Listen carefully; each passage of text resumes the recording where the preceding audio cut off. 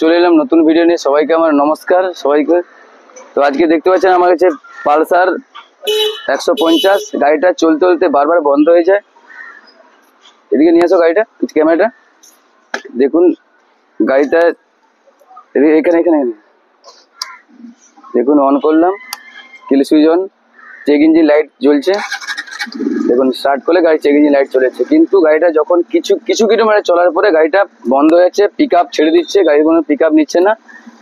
তো গাড়িটার কি প্রবলেম হয়েছে সেটা আমি চেক করে দেখবো। চলো আপনাদের দেখাই কি কি প্রসেস আপনারা চেক করবেন আর কি কারণে হচ্ছে। কিছু কিলোমিটার চলে, যদি সবসময় এটা প্রবলেমটা ক্রিয়েট করতে হয় অন্য জায়গায় থাকতে হবে, কিন্তু গাড়ির চেক ইঞ্জিন লাইট নেই, তার মানে আমার গাড়িতে সেন্সারে কোনো প্রবলেম নেই, কোনো অন্য কোথাও রিলেটিভ কোনো প্রবলেম হয়েছে। সেটা চলো কীভাবে সলভ করবো আপনাদের দেখাই।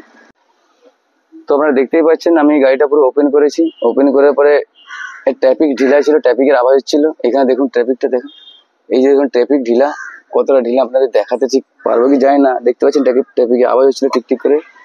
ওটা আমি কি করার জন্য, ট্রাফিক মিলানোর জন্য আমাকে টাইমিং ঠিক করতে হবে। টাইমিংতে কিক নেই, ওনারা জানে BS6 গাড়িতে 150-তে কিক নেই। তো কিকটা না থাকার জন্য আমার খুব অসুবিধা হচ্ছিল টাইমিংটা মিলানোর জন্য। তার জন্য ক্লাচ ম্যাগনেট কভার খুলেছি। চলুন এবার ট্রাফিকটা টাইট করে দেখি, তারপরে গাড়িটা চালিয়ে আবার দেখবো প্রবলেমটার সলিউশন ঠিক হয়েছে কি না হয়নি।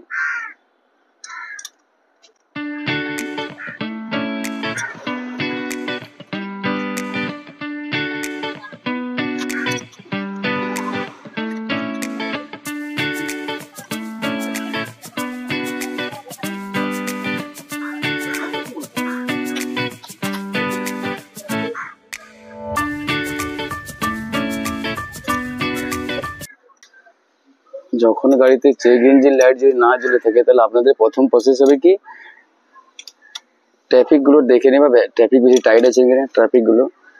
আর আরো কিছু প্রসেস আছে, আপনাদের চলুন দেখাবো, পরপর দেখাবো। তো প্রথম প্রসেস এটা দিয়ে করতে হবে আমাকে, এটা করে দেখে নিই। দেখেন ট্রাফিক পুরো টাইট হয়ে গেছে, এটাও ঢিলা আছে, অনেকটা ঢিলা আছে, টক করে আওয়াজ হচ্ছে।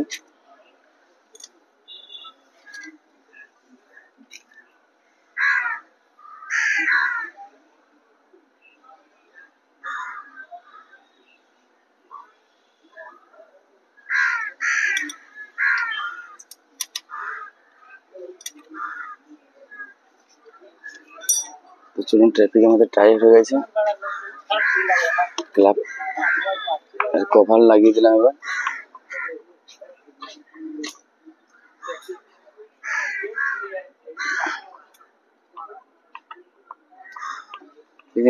যখন আমাদের ট্রাফিক ঢিলা হয়ে যাবে, তখন শঙ্খচুড়ির মতন হবে, kit kit kit kit kit kit kit kit kit kit করে আওয়াজ করবে। সেই আওয়াজটা এইখান থেকেই হয়। তো 24 নম্বর রিং লাইট আপনি খুলতে পারবেন।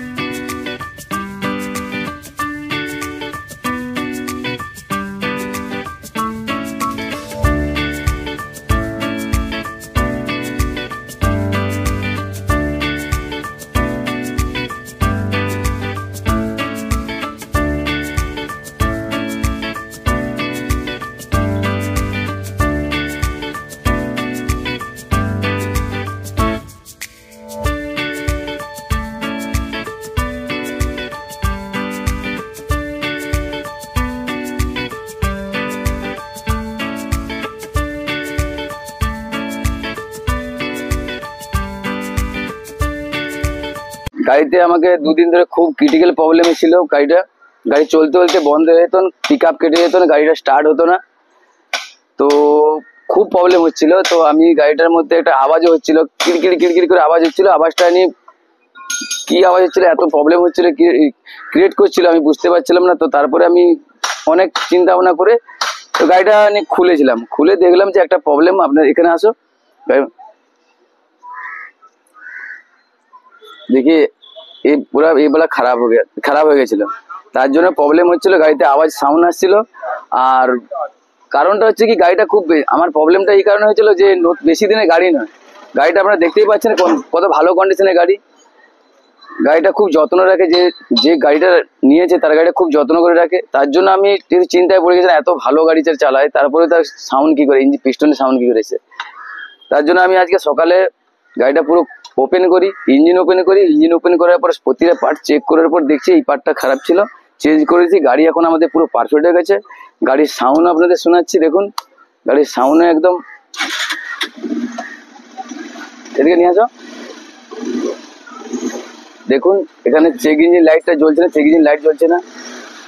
যখন যে কোনো গাড়ি যদি BS6 আছে আপনাদের কাছে, যে চেক ইঞ্জিন লাইট না জ্বলে, গাড়িতে যদি অন্য কিছু প্রবলেম হয়, গাড়িতে নক করছে, পিক আপ কেটে যাচ্ছে, গাড়ি বন্ধ হয়ে গেলে স্টার্ট হচ্ছে না, তখন আপনাদের কি বুঝতে হবে যে সেন্সারে কোনো প্রবলেম নেই, আপনাকে ইঞ্জিনে কোনো পার্টে প্রবলেম হচ্ছে, সেটা আপনাদের খুঁজে পাতে।